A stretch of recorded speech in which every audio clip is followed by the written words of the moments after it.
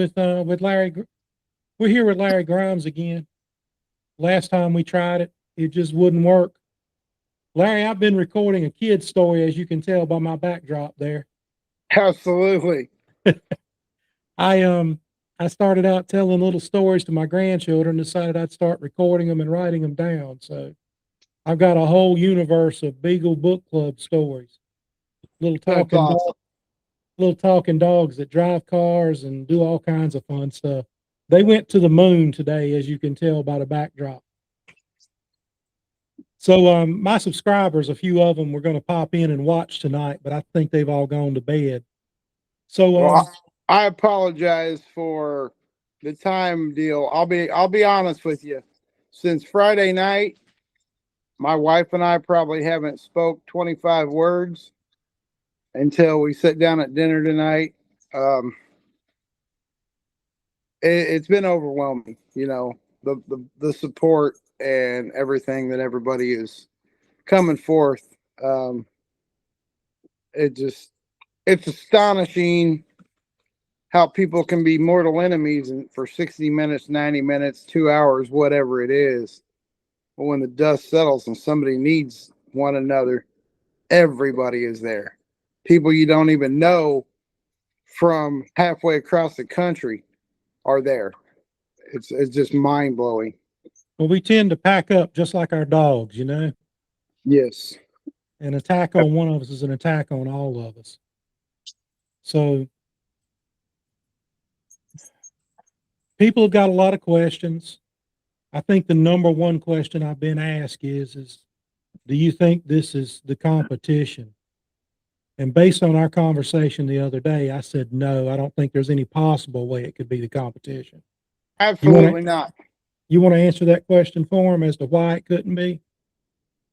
Okay, the number one reason why it couldn't be the competition is all of us that were in the cast and my backup handler, which was my son, and another gentleman that was there that a guy was handling his dog because he had a broken foot, he had a cast on his foot.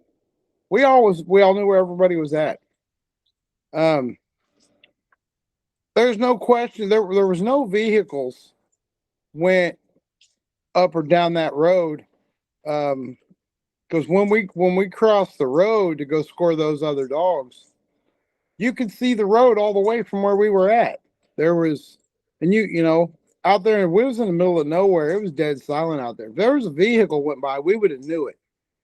Yeah, we had dogs treed, but us as coon hunters, there's times where we get places we ain't supposed to be, and you're hustling to get your dog out of there, and you're also listening with the other ear, trying to listen with one ear to the dogs, the other ear to the road.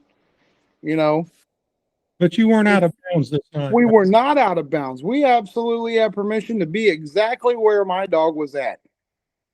100% full permission. That's where we went to hunt. My dog never even crossed the road or anything where she would have been on somebody else's property. So I've seen a lot of comments about, was it the competition that had your dog killed? Was it a mad landowner because y'all were trespassing? And it was none of that.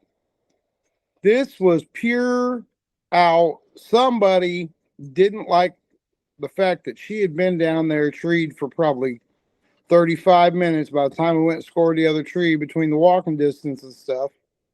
We were 557 yards when the first gunshot went off. When I looked at my Garmin, when I heard it, I looked at my Garmin instantly. Then I put it, then before I got my Garmin back in its pouch to take off running in her direction, that's when we heard the second shot. It was two shots simultaneously, and then there was nothing. We were close enough to the gravel road. If it would have been somebody in a vehicle, we would have saw them. We were within the 500 yards. She was downhill from where we were at. We would have saw them. There was no vehicle nowhere. Um, so I hope that clears up a lot of things for a lot of people, because we were not doing anything wrong. We were in a licensed UKC hunting event. We had a valid Missouri Department of Conservation hunting permit. There was nothing sketchy, shady, anybody being outlaws. There was nothing like that. And that's usually the case. Normally it's not anybody doing anything wrong. But there's keyboard warriors that sit back and they know way more about everything. They haven't talked to anybody about it. They haven't read a story about it. Haven't watched a video, but they're an expert about what happened. And you see that in the comment section a lot. There was that one lady yesterday I saw in the comments that had some real stupid things to say, and I pertained from making any reply. I started telling my wife, like, put your phone down, because I was fixing to. I called her an idiot in a very polite way. Yes, you did. Yeah. Somebody else said that her parents should have used protection. I was pretty proud of that one. Right. I think that was a friend of mine that said that. But yeah, she made absolutely no sense. Your wife actually commented, and I told her, I said, some of these people just nuts, they really are. I had a really good friend today call me, and he's like, buddy, you really think, you think because you were whooping everybody around here with her that, somebody would have wanted to kill her? I'm like, no. Just because you grand a dog out in a year don't mean, that you're beating everything in the country. It just means, I got lucky a lot. I feel like 99% of casts comes down to who got the luckiest, who got that first coon, who gets the first coon on the paper. I feel like a lot of casts are won by that, especially these double header hunts in UKC that are only an hour long. You get a dog gets a coon treat and the other dogs get a circle or a minus. It's almost impossible to come back from. Not in 60 minutes. It's usually over then. And I graded her out in the double headers. That's how I graded her. So it wasn't like, she was an exceptional hound by every mean of the imagination, but you can't take, it kind of felt like to me like he was leaning more toward, that is what happened. I know that's what happened. I finally had to shut him off. Like, that wasn't the case, but I promise. So I've been playing around with the controls here, trying, we had that trouble with the sound right to start with. I somehow have managed to where the camera is just pointing at me and I can hear you, but I don't think anybody can see you. And I'm trying to fix that.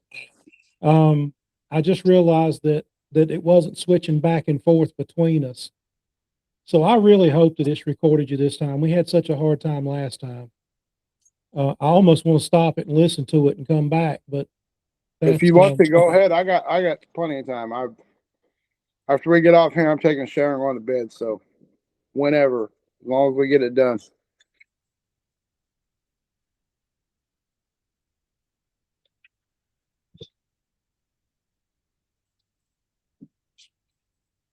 I'm looking and looking. Looks like everything is turned on.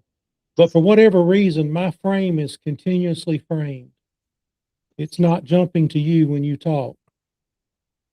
And it should jump back and forth. I've never had it do this before, ever. So.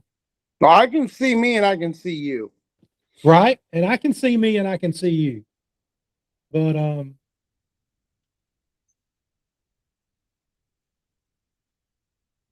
I don't know what it's doing. Anyway, keep talking. I'm going to keep looking kind of silly looking at these controls and see if I can fix it. So I had somebody tell me today, Larry, that I don't think it's on your end, buddy. Okay. No, I think this is 100% me. Okay. And I think I just found it.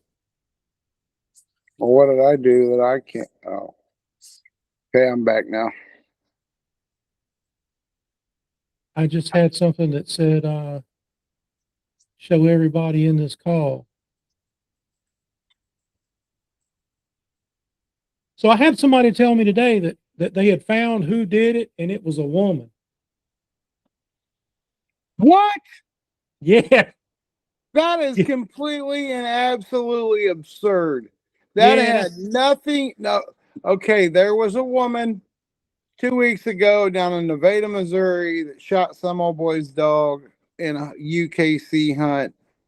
That dog didn't die, and they know exactly who she was. She was there when the cops got there. That's the case they're talking about. No, nothing. There's been no new information on the case other than I and my son went over yesterday, and we went back to the scene where it happened at, and we walked and walked and walked looking for the collars, looking for shell casings, but we also had a deputy with us. Um, that being said, something I want to bring to light that happened yesterday while we were there. Okay. You know, I speak of this house up there on the hill with all them campers and stuff around it.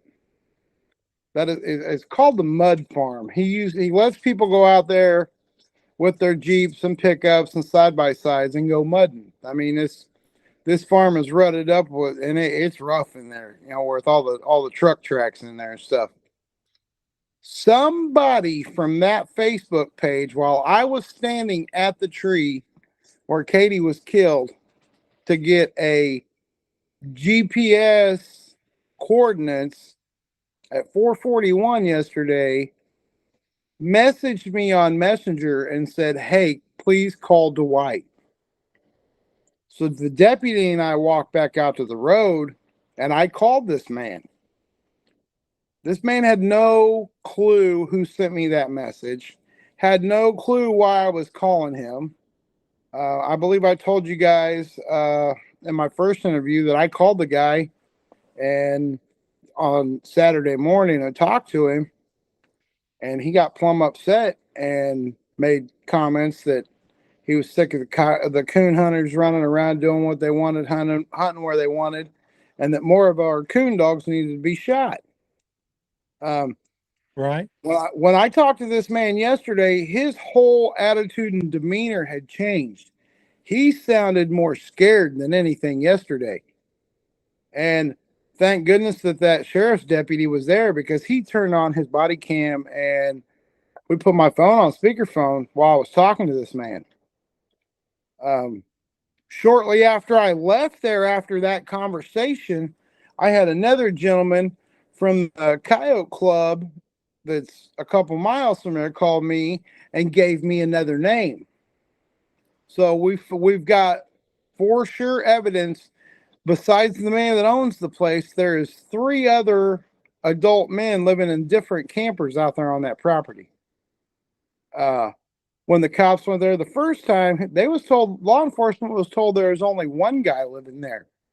Well, then they were told now there's 2 guys. Well, then we found out for a fact there's 3 guys. And then I was able to confirm it today with the sheriff himself. The sheriff himself called me and we had a really long conversation about this, because they're getting a lot from a lot of people and a lot of agencies, because people are not giving them time to let them do their job. There are things that they can do with cell phone technology and things nowadays to figure out who was around, who was in that area. That's right.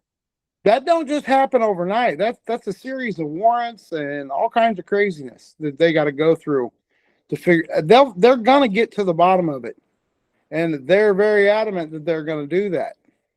So law enforcement is actively working the job. Actively. When I went into the sheriff's department yesterday and sat down at the officer's desk, there was more than 30 notes and phone numbers from different people and different agencies written on his desk, and they were all laid out, spread out in rows of who he had talked to just yesterday while I was there, or before I got there. And I got there about 2:00. So they've been hearing it. they've been seeing it.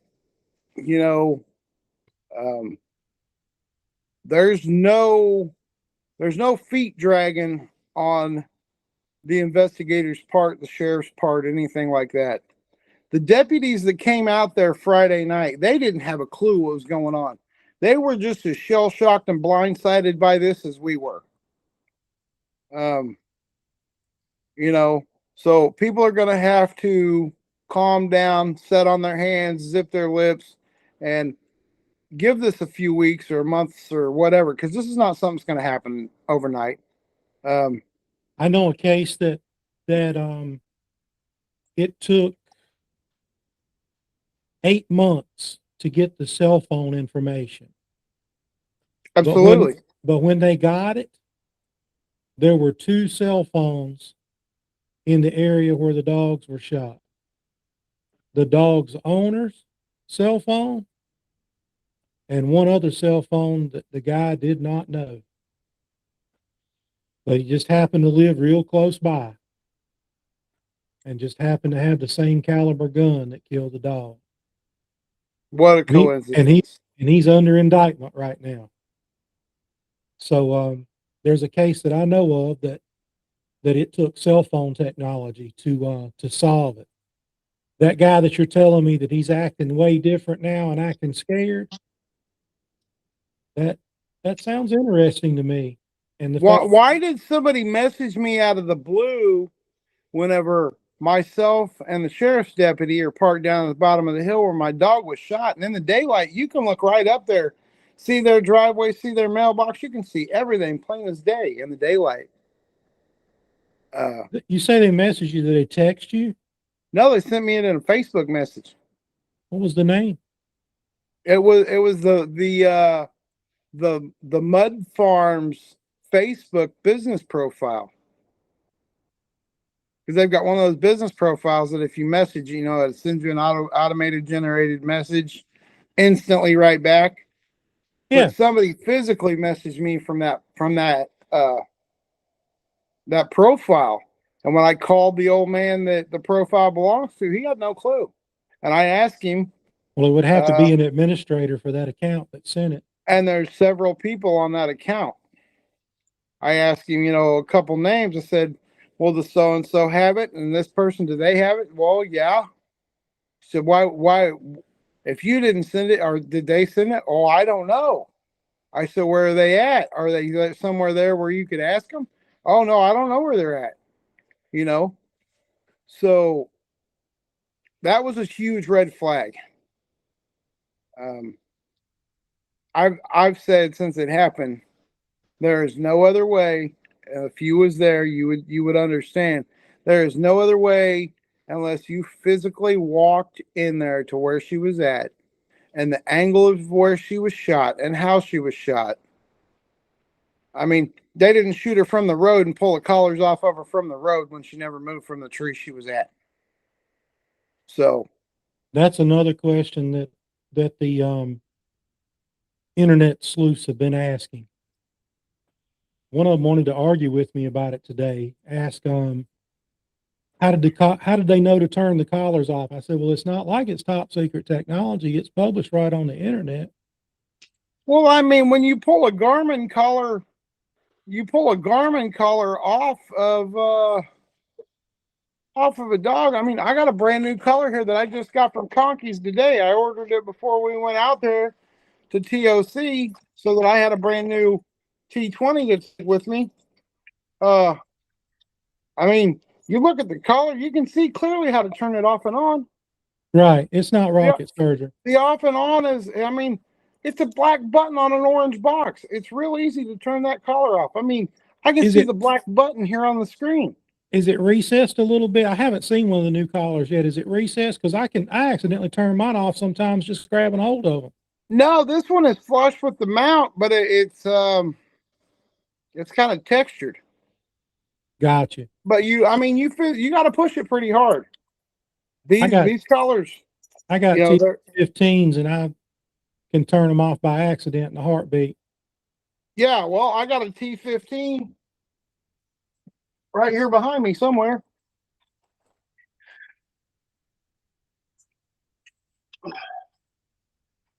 He's You a running T-50. you run into that guy again?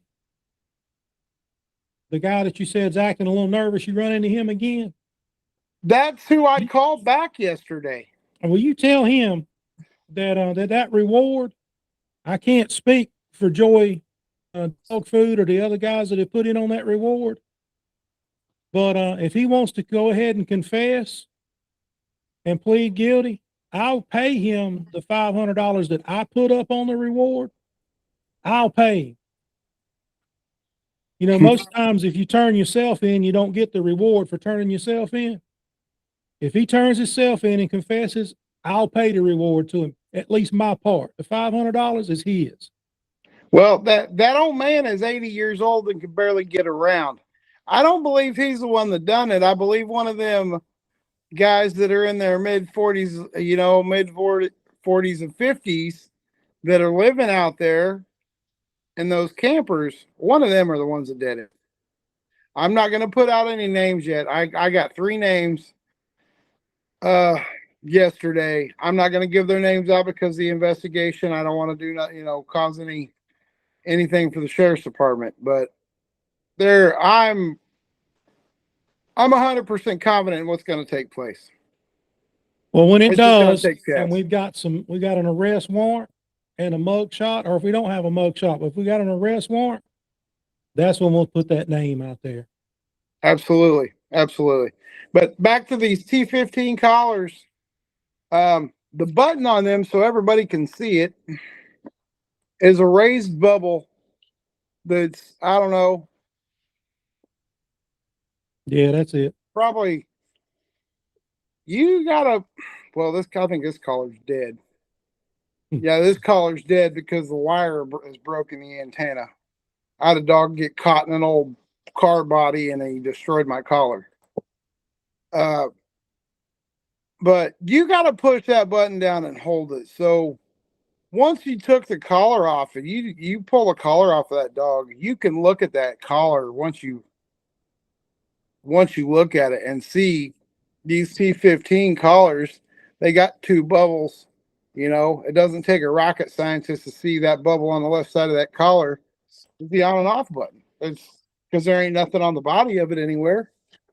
So it's really unfortunate that people are trying to take the tragedy that happened to me and my family and basically turn the story inside out and upside down to make themselves feel better, that they threw out some ignorant statement to Facebook. It's really starting to get under my skin, really, because at the end of the day, I was preparing myself for the day to lose her. That dog was 9 years old.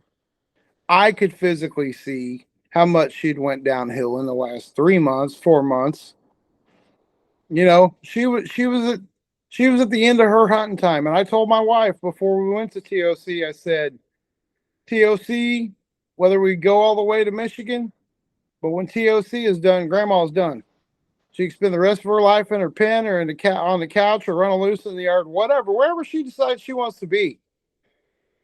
But her competition days are over with.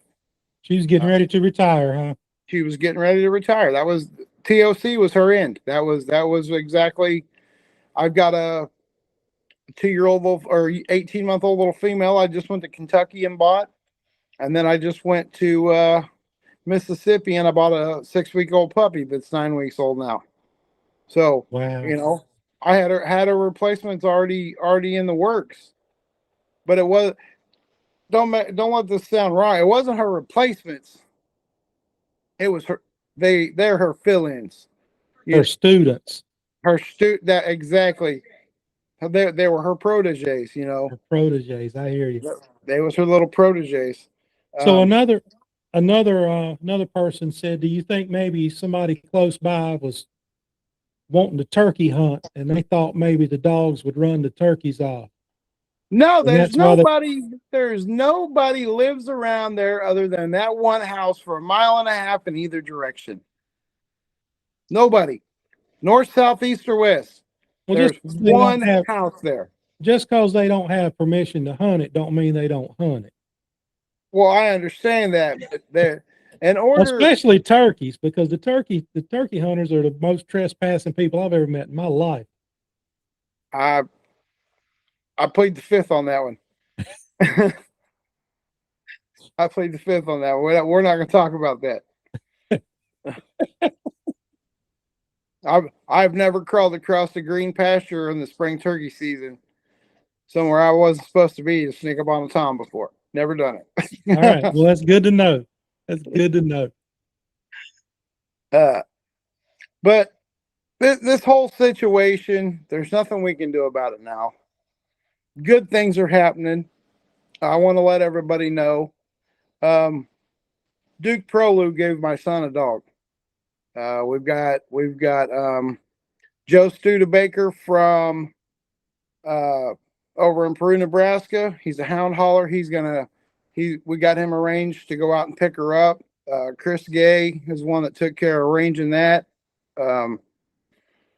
But when Duke, everybody's been offering us pups, and it's not out of any sort of disrespect, but I've kindly let everybody know, guys, I'm puppy poor. I got them all the way from I got them from 9 weeks old to 18 months old. You know, I got 3 up and comers. Besides, I got a 4-year-old coming 5 male dog that was one of our top notch hounds that fell out of a tree and broke his pelvis. You know, we can still hunt him, but you turn him loose for one coon and he's done. That dog will get to where he's in so much pain because his pelvis has never been right. I've actually been trying to find a vet that would operate on him and do the surgery to fix his pelvis because the way it broke the pelvis off the spine when he fell out of the tree, and it shattered the hip socket around the bone. So it's taken him a long time. It's been over a year since that happened, and he's just now getting to where he gets around all right enough where you can hunt him. But you get one dump out of him, and after that, he's in so much pain. He'll come up to you and he'll be hopping on 3 legs all the way around you, whining and crying, you know, and you can tell he's in pain. And I'm not going to do that to him. He's a heck of a nice dog. He's a sweet dog. You won't find a better dog with kennel manners. You go to a lot of dogs, you go to open their pen to go on to feed them or clean pens or anything like that. They're trying to jump all over you and being an obnoxious heathen, and he just walks up to you and lays on your legs. You know, he's kind of a big baby. He's kind of the yard dog. But you know, this little female that Duke's got, she's competition ready. And if people that know Duke, they can pretty well tell you if Duke's got it, it's a good one. Right now, I believe he's handling the smoke show dog for some people. And he said he didn't have time to hunt her. He had her for sale. And he said if my boy wanted her, that he would give her to my boy. And I when he called me and talked to me, he said, I can't answer that question for you. There's only one person that can answer that question, whether he wants another dog or not, and that's him. So I put the phone on speakerphone and I handed it to him, and I let him and Duke have the conversation. And then when they got off the phone, I took the phone back from him. And I told Duke, I said, Duke, me, him, and his mother need to have the conversation about doing this, because I'm not real comfortable taking a dog that's worth that much from somebody for nothing. So I'll be honest with you, I had real cold feet about it until I called a lot of people that him and I are mutual friends with. And I got, you know, because my biggest fear was somebody's going to give my son a dog, and then 6 months down the road or a year down the road, they're going to be like, oh yeah, remember that pup I gave your kid? I'd like to get a little something back out of that deal. Because there's a lot of people in this world that do that kind of stuff nowadays. So I wasn't going to take one from just anybody. But I think this little female is going to be a good fit for him. So good deal. How old's this dog? She's just 2 years old. She's eligible for spring super stakes again this year. She's all paid up. She's ready to go. Outstanding. So I'm going to try. There's some youth PKCs coming up. He's never been in a PKC hunt yet. So I'm going to try to get him in. There's a couple youth hunts coming up here in Missouri real soon. And that was my goal, is to get her back here in time to take him to them youth PKC hunts. So, Well, good. I'm glad that he's come out of that dark place he was at, where he said he didn't want to hunt anymore. He didn't want to hurt like that. Yeah, I'm glad that he's come from there, because I honestly think the reason he said that is because he was afraid he'd never find another one like Katie. right. And I've explained to him, I said, son, there was nothing special about Katie. Katie was a die on the wood tree dog. Katie was an honest first strike dog. And she was a coon dog from start to finish. So, Hunter, she's not the only dog in the world that's like that. I mean, there's a lot of them, especially in the wipeout dogs. There's a lot of them that are just like that, and they're dead loners. They're not going to be with nothing, and they're going to be doing their own thing. So, It takes a sorry person to shoot somebody's dog, and it takes an absolute sorry person to shoot a child's dog. And then some. And these people in the comment section, I just want to share something with you. I've had some of these people that have said, "Oh, yeah, what are we supposed? I don't believe in shooting them, but," and then they give you about 15 reasons why they believe in shooting them. So I give them the opportunity. I'm like, "Hey, get in front of the camera. Let's turn the microphone, the camera on, and let me let you tell your story." Notice I don't have a whole bunch of recordings of people doing that. They run like crazy. Because they know they're wrong. I had one that told me he was going to tell me his story, and we got down to it. We were going to do it today. And we got down to it. And he said, "Do not turn the recorder on.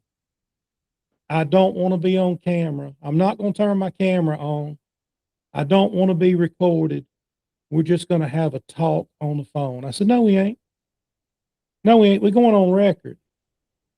You're going to turn your camera on. We're going to turn the microphone on. We're going to record the whole thing. And we're going to put it out there for the world to see." Well, I ain't doing that. He's been after me for the last 4 or 5 months to talk to him. So what I did was I took the screenshots from where he'd been trying to get me to talk to him for 4 or 5 months, and I put them in a nice little reel and published them on the internet.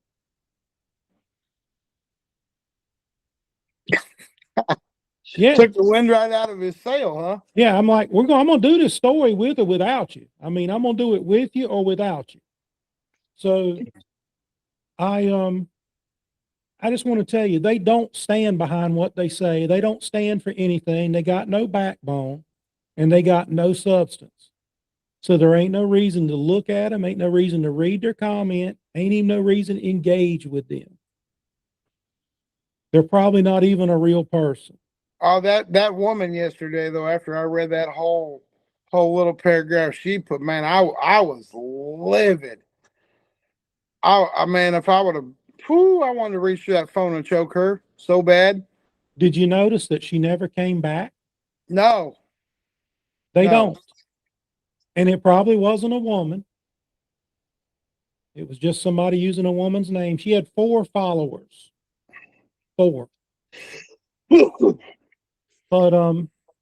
But they never come back. They're one-hit wonders. They strike and then they go. Their whole purpose is just to create chaos, and then they want to get the screenshots of the people threatening them so that they can take the screenshots, not their post, just the screenshot itself, and use it to try and shape public opinion.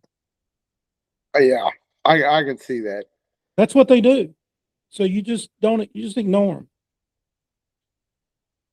It was real hard.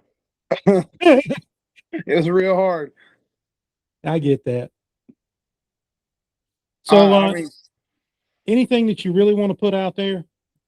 Let the police do their job. Leave them alone. They are doing it.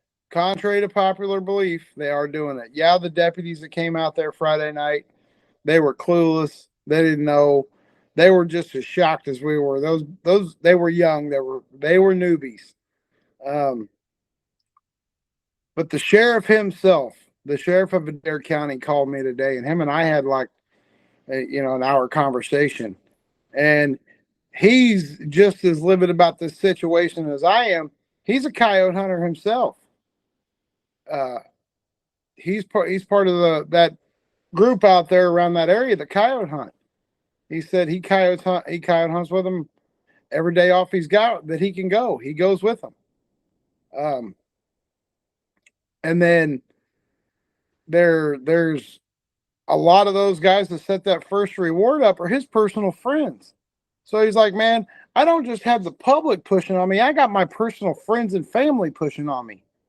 He said, this is getting real personal. He said, and I'll promise you, it's gonna get handled, because this could be my one of my family's dogs, or this could be, this could have been my kid's dog. He said, my kid doesn't coon hunt, but I mean, it could have been their dog that they killed like that.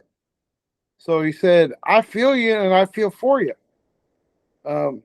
I do know today, after I kept requesting numerous occasions since this happened, for the conservation to bring their dog that they use for sniffing out shell casings and stuff like that. I know the conservation took their dog up there today, this morning, and they went over the scene. So at this point, from here on out, we're gonna have to be patient, because I asked the conservation agent that called me. Actually, the conservation agent that I talked to that was so nasty with me Friday night, he actually called me tonight to apologize to me. Well, there's been a couple of 100,000 people that have listened to your story about how nasty he was to you too. Well, I will say, he called to apologize, but he didn't know who he was apologizing to. He thought he was apologizing to the hunter or to the handler, not the person that owned the dog, which kind of blew me away when he said, well, you're just the handler, correct? I said, oh, no, sir.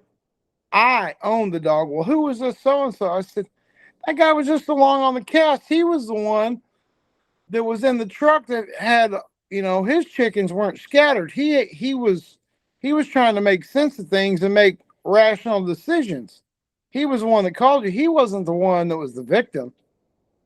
And he's like, oh, I apologize. So this guy, I mean, I accepted his apology, but I won't be dealing with him whatsoever. I'll be dealing with his supervisor, because, you call somebody and you don't even know who it is you're calling, or the circumstances around the person you're calling. You called me to talk about my dog that was dead, and you thought I was just a handler. Right. I got you. When my name, my phone number, my son's name is plastered all over social media right now. He should have done his homework before he called to make an apology, is all I got to say. Well, he shouldn't have acted like that in the first place. There's a way to handle it and a way not to handle it. If you called me on my personal phone on Easter weekend on my day off, I probably would have said, I can't handle it right now. Let me take down your information, and can I call you when I'm back in the office? I'll be back in the office Monday, Sunday, whenever I was going back. But the way you said he acted, and I don't know if that got picked up on the original phone call or not, but the way you said he acted. Oh, I reminded him on the phone tonight. I reminded him exactly how he reacted and how he acted toward me and how I felt about that. And this time I used my colorful language that I use sometimes, and I let him know what I thought he was being. We call that Sunday school language around here. Yeah. Well, he got Sunday school language. Yeah, that's what he got. He got a little bit of it, and I don't think he was expecting what I give him.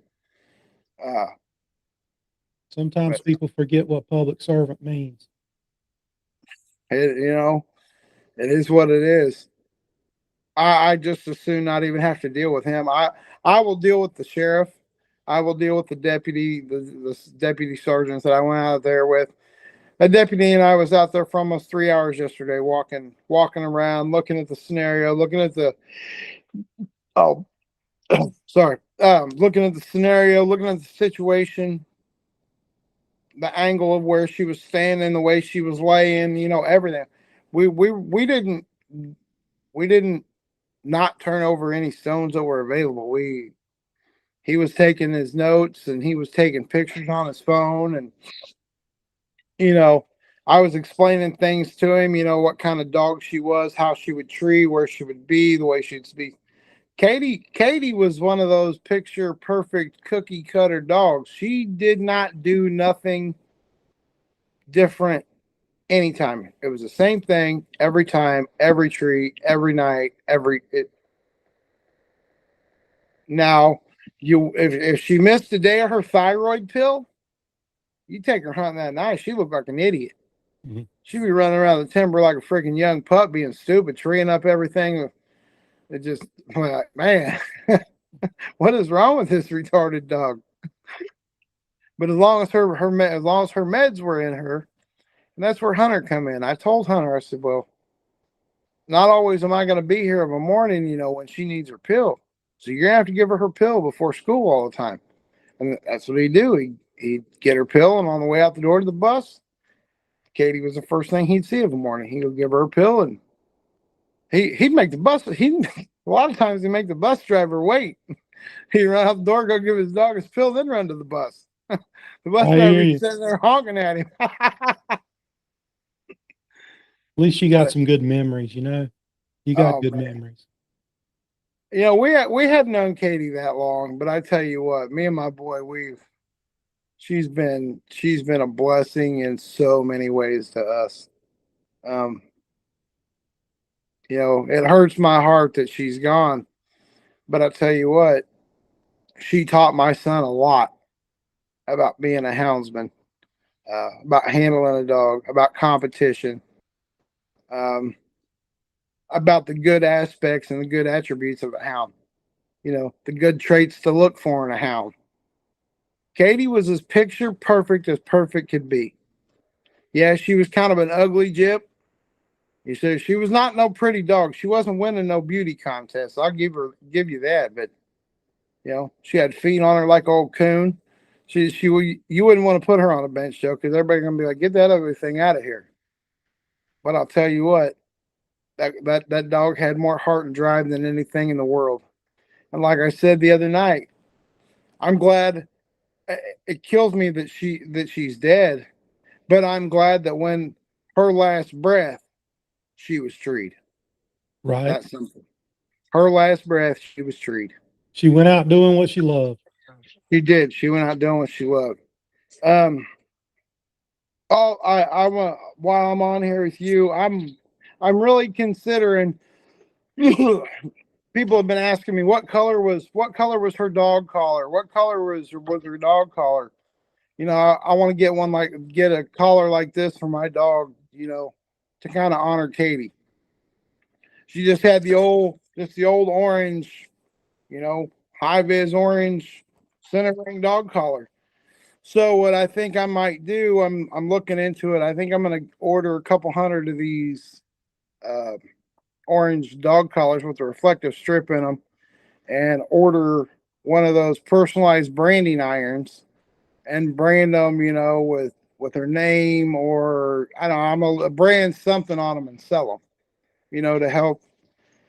Because there's going to be a lot of time where I'm going to have, I think I've told you, I work for the Amish. So it's not like I got a steady paycheck every day and things like that, especially with having to take off for court. And I know there's going to be a lot of work being missed for court and different things. There's several benefits people are wanting to put on for us, and I'm going to have be a little bit of finance money to go to them. So I think I'm going to buy a bunch of collars and brand them, and maybe do some collars and leads and sell them in her memory. Well, I'm gonna tell you what I did for the kid out in Tennessee whose coon dog got shot. Have you got PayPal? Not PayPal. Have you got Venmo or Cash Yes, I App? do. Yep, I got Venmo. Send me your Venmo information, and I'll Okay. put it up on the page. The people that want to donate to you. Okay. I don't handle money. If somebody, I've had people contact me, can I send you the money to give to him? I'm like, I don't handle it. I don't touch it, but I'll get you where you can give it directly to him. So Well, I don't. I don't know. I'm not sure how to send you my Venmo. I think didn't I take a screenshot and send it to you the other day? you didn't send it to me. I sent You may my have sent it to Venmo to somebody else. somebody. I don't know how to pass on my Venmo information, but I'm sure my wife can figure out how to do it. Okay. Well, you've got my number. Just send it to Yeah. me and I'll put it out there. Okay. And, as far as the reward goes, who's handling the reward? I talked to the Joey Dog Food people, who I Joy talked to. Dog Food is on that one, and the other one is Marty Mays over there in Kirksville. That's just a group of the local coyote hunters over there that went together and just they've all pitched in, and they said that their plan is if they get somebody arrested to give that money to. If there was, somebody for the reward, they give it to. But if not, they was going to donate it to me and Hunter, for our expenses or whatever. So, I mean, I don't necessarily need it, but I mean, anything that anybody wants to help with at this moment. Like yesterday, I was supposed to work. I'd have made a pretty good little chunk of money yesterday, but I couldn't because I had to go to. I felt obligated to go back over there in the daylight and see. I wanted to see if there was anything I missed Friday night in the dark. I I get would have that. went back. Huh? I said, I understand that. You and I talked about that too. Yeah. I would have went back over the weekend, but I wasn't going to waste a trip to go over there just to go look around. My game plan when I went over there, I was going to talk to people. I was going to talk to the prosecutor. I was going to talk to the sheriff. I was going to talk to somebody. I was going to get some kind of answer some way, somehow. Well, I'm very glad that that guy is scared. Uh, I don't know if it's him or his little proteges that he's got there staying in them campers or whatever, but there's definitely some covering up going on there. It will all come out. Somebody will spill the beans. Well, look, thanks for being on tonight. You were talking about Okay. trying to raise some money. I don't recommend doing this because I make lunch money. Well, I had somebody ask me the other day, said, man, you're getting rich because somebody's dog gets shot or whatever. I said, no, I'm not. I looked the other day and I made enough money to buy lunch today. So, so I'm not making, somebody might be making a lot of money. It ain't me. And like I said, I don't handle it. If somebody wants to donate money to you, I get them to send it directly to you. I don't touch it. I don't want my fingers on it. I don't want to interact with it at all. yeah. Well, when I get off here, I'll try to figure out how to send you my Venmo link. I ain't sure how to do it, but I know there's a way to do it because everybody sends them to each other. So That's right. They do. when it comes to technology, I'm retarded. I usually have to have my wife to do it all. Right. Nothing wrong with that. Well, look, thanks for being on here, Larry. I'm gonna let you go to bed. I'm gonna go to bed myself. And Appreciate it, buddy. Thank this you.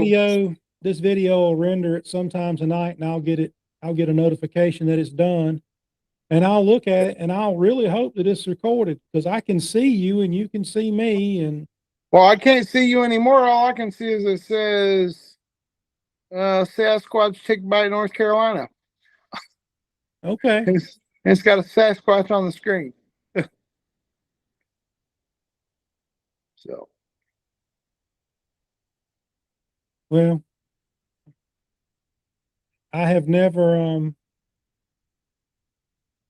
had these issues before with this program. It's always worked great, but for whatever reason tonight, well, it's if it not. don't, just call me back again tomorrow night. We'll get it figured out. If it's not, if it doesn't work, we'll do it again next week sometime. You need to take a little time off and do your thing, you know? Yeah. You need to I relax a little bit.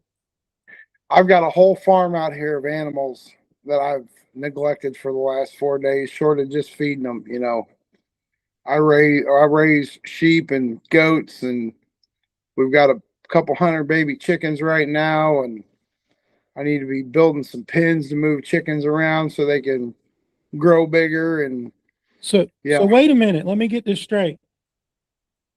You have coon dogs on the same property with livestock? absolutely. How in the world is your livestock alive? They're May in I? pens. They're in pens, and I guarantee you, if one of my dogs does anything to my critters, if yeah, it's the critters' fault. My dogs are in pens, Right? and even I'll let my young pups run loose here in the yard. I make sure they're not killing. They So my all they do. We got some farm cats around here, and they hey. I'm not gonna say that I don't tell them get the kitty every now and then, but I'll let them treat the crap out of the cats. That's the best way to. There ain't nothing wrong with letting coon dog pups start treating cats. It builds a foundation. that's right. But I don't My I don't have problems with them bothering my horse, bothering my mule, bothering my chickens, ducks. My chickens and ducks, they run the yard like they own the whole town. I don't know anybody that actually has livestock that complains about the dogs. It's the people online that know everything that seem to have every problem. I've submitted freedom of information requests to states and said, how about tell me how many livestock interactions you've had with dogs where the hunting dogs have damaged livestock? Do you know how many returns I've gotten from the state? Absolutely, I'm probably zero. I would say probably Zero. none. Zero. Because I'll say I don't know any houndsmen that I know that if their dogs, running somebody's cows, messing with somebody's horses, messing with somebody's sheep, that they're not going to stand for it. They're going to do what the landowner would do. Period. A good dog ain't gonna molest livestock in any way. That's right. And our my cousin's dog pen is inside the cow pasture. Well, my dog pen, His if it was dog pen daylight, is I'd inside the cow pasture. Another cousin, absolutely. another cousin, the dog pen's right there next to the hogs. It's right there on the hog farm. So Yeah, look, where we're at. I can this like I said, this little town I live in is 7 houses. You come into there's a little piece of blacktop a couple hundred yards long to come into my town. You come in the little piece of blacktop and there's a big white church that's down the street from my house. It's on the other side of my neighbor's house. There's always coons in that yard. There's always deer in that yard. There's possums. There's skunks. I don't lock my chickens up at night. My chickens free range here. My ducks run the town like they're hoodlums. My turkeys roost on the picnic table, and I don't lose birds because I got these hounds here. I don't have coon problems. I don't have bobcat problems. I don't have coyote problems. They stay away, and I mean, man my told me dogs. last a man told me last week that he got hounds just to run the coyotes away, that he lost 7 calves almost overnight because of coyotes. So he went out and Absolutely. got some hounds, and he just turned the hounds loose out there on the farm and let them run. And they kept the coyotes run away, and he hadn't lost another calf in 7 or 8 years. And all he does is turn his dogs loose and let them run the coyotes. Yep. So that's for the folks in the comment section that are always talking about, but if they're harassing my livestock, okay, if they are, well, if you'll see my my graphic here behind me, if they put on spacesuits, they can go to the moon, just like my little beagles are doing here in my child story that I wrote for my grandchildren. Can you see the picture anymore or no? Yeah, it's there. Yeah. If they put on spacesuits and build a little cardboard rocket, they can go to the moon. There's a bunch of what ifs. If a bullfrog walked instead of hopped, he wouldn't bump his rear end every time he landed. Right? Absolutely. There's a bunch Yeah. of what ifs. I mean, what if this and what if that? But most of those people that are saying, but if they're harassing my livestock, I'm wondering how much livestock they got in an efficiency apartment. Yeah. You know, Absolutely. Here's my thing at the bottom, at the end of the day. All these people that want to, just try and stir up drama and all that stuff. This wasn't their loss. This wasn't their tragedy. This wasn't their child. And their opinion to me means absolutely zero. I'm that guy that wouldn't go pee on him if he was on fire to put him out. I don't care. Only thing that means anything to me on the situation is my family. So all the naysayers and crapsters, they can move on to the next person because they're not going to get the rise out of me that they're trying to stir. That gal or whatever it was yesterday, she about got the ugly side of me. She really did. And my wife's like, I had to put my phone down and walk away. She didn't even tell me about it until after I seen it, like 2 hours later. I'm like, why didn't you tell me? She's like, because I'm not stupid. I didn't want to hear your mouth. Because I would, man, I'm not very good at texting because my brain and my thumbs don't work fast enough together. But I'll use voice to text all day long. I hear you, would have buddy. I'd have been cussing that woman out or whatever it was out and making myself look like a fool all over social media, but I didn't care. I was boiling mad. Yeah, it doesn't accomplish anything. The old saying is don't argue with a fool because a person observing might not be able to tell the difference. Absolutely. Absolutely. And I believe that's why my wife didn't say a word while she put her phone down and walked away.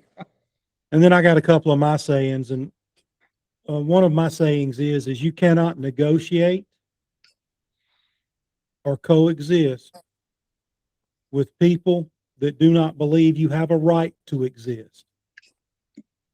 Yep. A lot of people don't believe anybody has a right to their own opinion anymore. Well, if your opinion ain't my opinion, it ain't an opinion. Well, you better look up the definition of an opinion. Yeah, if you don't agree with me, you got the wrong opinion. But so all right. a lot of Larry, it's been great. It's been great. I'm sorry you had to go through this. I'm glad that you're doing a lot better than you were when we talked on the phone. I'll be honest with you. Pardon my language, but shit happens. I'm kind of a little bit on the cold-hearted side. Only person right now that I care about in this situation is my son. Because I don't want my son to lose that fire and desire that he has had in him since he was a 4-year-old little boy. And when he looked me in my eye the other night, and he looked me dead in the eye whenever he said, "Dad, I don't want to ever hurt like this again." I wanted to pull my vehicle over right there and cry my eyes out and just hold my boy, because there wasn't no other emotion that I could come up with, because it hit me so hard in my stomach I wanted to throw up. That's the last thing I ever wanted to have happen. I'm one of those dads, when I make a promise, I keep it. And I don't make promises that I can't keep. I mean, there's sometimes I make promises that his mama would wish I wouldn't keep. But I hear you. when I tell him something, that's what it is. And I told him I told him on the way home the other night. I said, "Bud, this ain't the end of it. Katie wasn't the only best dog in the world. There's a lot more best dogs in the world. You just got to find them." Right. And I told him, I said, we might have another friggin' rock star tomorrow, or it might take us 6 months to find another rock star. But I'll promise you, we hunt walkers, and there's a million of them. So we Well, won't have a problem finding another good one. well, right here over my shoulder, I'm pointing at Chaos, and he's a Okay. walker pup, and he can't tell the difference between a possum and a raccoon. That's terrible. I'm He sure is he ain't a red bone. No, he's a walker. He's a possum dog. Yeah. I don't have that problem with my walker dogs. Well, it's just Chaos that gives the trouble here. The rest of these pups here, see the rest of them? Yeah. Yeah, the rest of them, they're pretty good, but Chaos, for whatever reason, and he'll swear up and down he's running a coon, and it's a old possum up there in the tree when you get there. So, but anyway, that's a kid's story, you know. It's just a story. That's good. Well, Larry, thanks, man. I'm glad you're doing better. If I can help you in any way, let me know. All right. Well, when we get off here, my wife sent you that Venmo if you want to put it up. So. All right, I'll look at it tomorrow, because when I get off here, I'm going straight in there and going to bed. It's 12. It's midnight here. But it's 11 o'clock here. But I do want to do one thing. When we figure out who this shooter is, I want to make him famous. Absolutely. I'm going to make him famous. I want to make him famous for all the wrong reasons. I want to have a family picture with him. And I really remember back in the family pictures they used to have back in the Wild Wild West days. Yeah, we need one of them we need one of them family pictures. I hear you. I'd really like for him to sit down with the camera and the microphone and explain to me why they did it and was it worth it. Those are two questions that I cannot get anybody to answer for me. You know why? Because they're cowards. That's right. They're cowards. They're cowards. A real man is going to stand on what he did, regardless of what he did. A coward will hide from it. A coward will try to backslide and be a sneaky snake.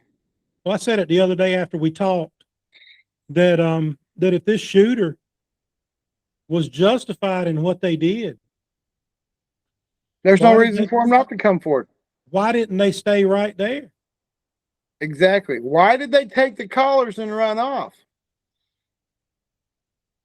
What do they need a friggin' tracking collar for and a dog collar for? Because they didn't want us to find her is why. Well. And by the way, the software is working like it's supposed to now. It's lighting up my screen when I talk, and it's lighting up your screen when you talk. I really hope this whole thing's been recorded, but if it hadn't, we'll do it again, but we'll do it again next week. Okay. Sounds good. All right. Good talking with you, buddy. Larry. You got my phone number. If I can help you, let me know. All right. I'm going to bed, buddy. Thanks. Right. Take care. And folks, I've been here tonight with Larry Grimes. His dog Katie was shot on a competition hunt, and it was a very senseless shooting. The reward's up to about $3,300 right now. If anybody knows anything, it's Adair County, Missouri. If anybody knows anything, we want to give you some money. And at least my part of the reward, if you turn yourself in and plead guilty, I'll pay you my part of the reward. A lot of folks won't pay you if you turn yourself in. I will. I'll pay you. Step up, get your felony like a man, and be done with it. All right, guys. I'm out. Talk to you next time. Hopefully, there won't be a next time. We're going to be talking about fun stuff. My background, I've been recording a Beagle Book Club story tonight. The little pups decided to go to the moon. So check it out. Talk to you later. Bye.